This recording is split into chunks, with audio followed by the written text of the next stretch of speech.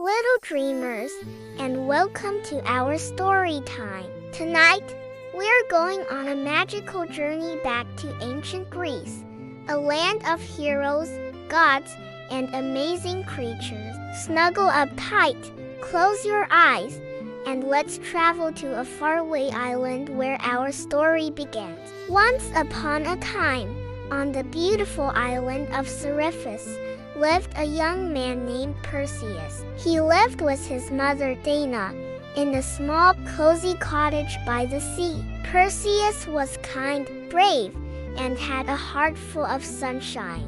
He loved his mother more than anything in the world and always wanted to keep her safe and happy. The ruler of the island was a king named Polydectes. Now, this king was not a very nice man. He was greedy and selfish and wanted to marry Dana, even though she didn't want to marry him. Perseus, being a protective son, stood in the king's way. The king grew angry and decided to trick Perseus to get him out of the picture. One day, King Polydectes announced a grand feast and invited everyone on the island.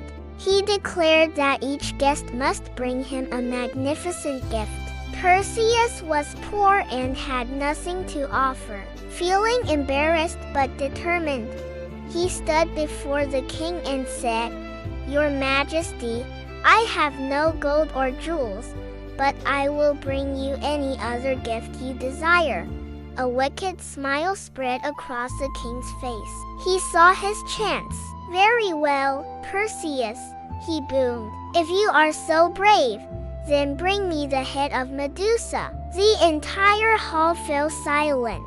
Medusa was a fearsome creature known as a gorgon. She had snakes for hair, and anyone who looked directly into her eyes would instantly turn to stone. The king was sure that this impossible task would mean the end of Perseus. But Perseus, though he felt a shiver of fear, puffed out his chest. He would not back down. For his mother's safety, he would face any danger. "I accept your challenge," he said bravely. And so, his incredible adventure began. Perseus knew he couldn't face Medusa alone. He needed help. So, he went to a quiet temple and prayed to the gods for guidance. Two powerful gods heard his plea: Athena, the wise goddess of wisdom in battle, and Hermes, the speedy messenger of the gods. They admired Perseus's courage and his love for his mother, and they decided to help him.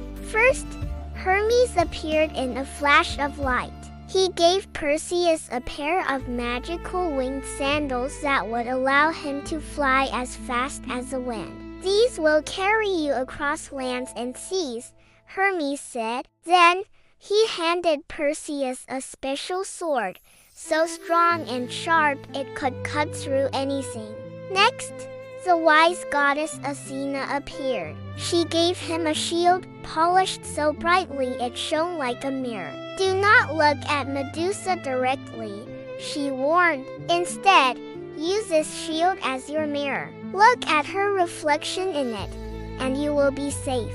Athena also gave him a special bag to safely carry Medusa's head once his task was done. With these amazing gifts and a heart full of hope, Perseus felt ready. He thanked the gods, put on the winged sandals, and soared into the sky, ready to find the lair of the Gorgons. His journey was long and full of wonders. He flew over sparkling blue oceans where dolphins leaped and over green forests where ancient trees whispered secrets to the wind.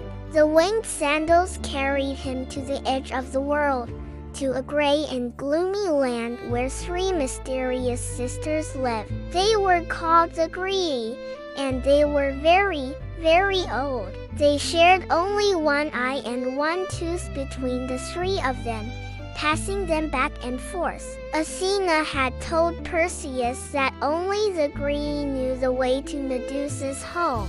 Perseus cleverly hid and waited for the right moment.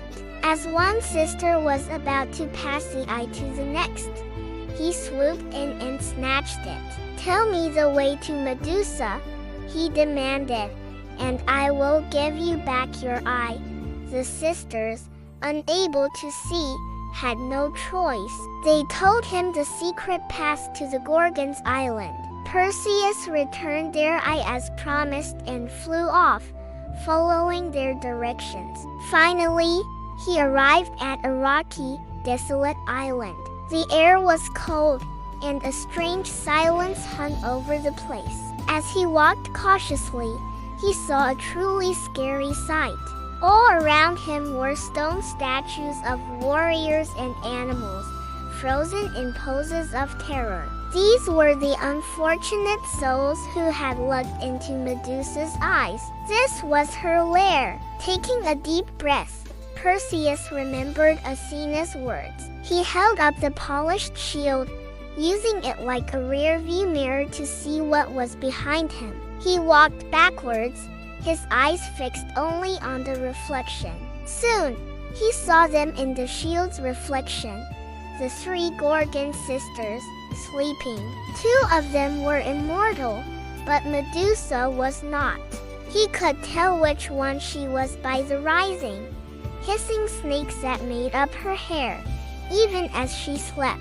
His heart pounded in his chest like a drum. He knew he had only one chance. He had to be quick, quiet, and incredibly brave. Keeping his gaze locked on the reflection in the shield, he raised the super-sharp sword Hermes had given him. With one swift, courageous move, he completed his task. He quickly placed Medusa's head into the special bag Athena had provided, making sure not to look at it.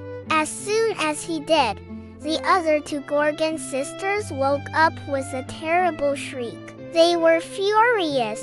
Perseus didn't waste a second. He sprang into the air with his winged sandals and flew away as fast as he could, leaving the angry Gorgons far behind. He had done the impossible, but his adventure wasn't over yet.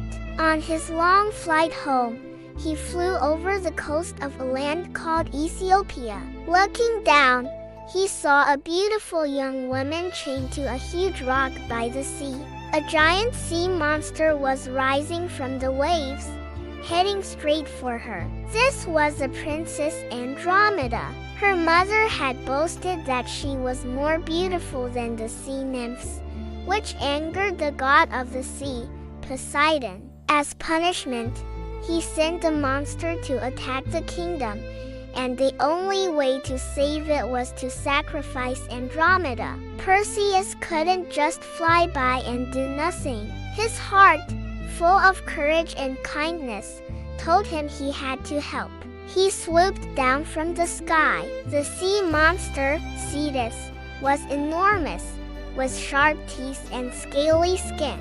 But Perseus was not afraid. He flew around the monster, dodging its powerful tail and snapping jaws. Then, he had a brilliant idea. He pulled Medusa's head from the back. He carefully aimed it at the monster, making sure he and Andromeda were not looking. The moment the sea monster gazed upon Medusa's face, it let out a final hiss and turned completely to stone, crumbling into the ocean. Andromeda was saved. Her parents, the king and queen, were overjoyed and so grateful.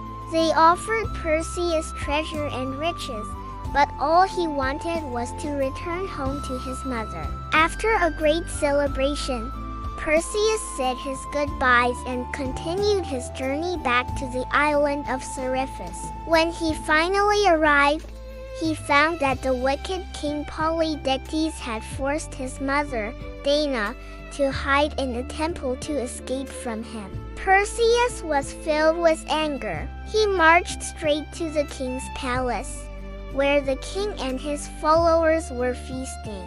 "Perseus, you're alive?" the king sneered.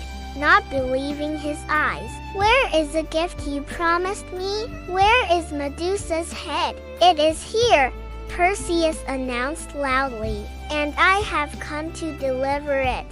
He told his mother and all the innocent people to cover their eyes. Then, he held up Medusa's head for the king and his cruel friends to see. In an instant, they all turned to stone, silent statues in their own palace. Perseus had saved his mother and freed the entire island from the selfish king. He returned the magical sandals, sword, and shield to Hermes and Athena, thanking them for their help. He knew that their gifts were powerful, but it was his own belief in himself and his love for his mother that gave him the true strength to succeed. Perseus and his mother lived happily for the rest of their days, and his story was told for generations. It reminds us that even when we face something that seems impossible, like a monster with snakes for hair, we have a hero inside of us. Believing in yourself, being kind to others, and protecting the ones you love, that is the greatest magic of all. Now, it's time to drift off to sleep. Let the story of brave Perseus fill your dreams with courage and adventure. Good night, little heroes. Sleep well.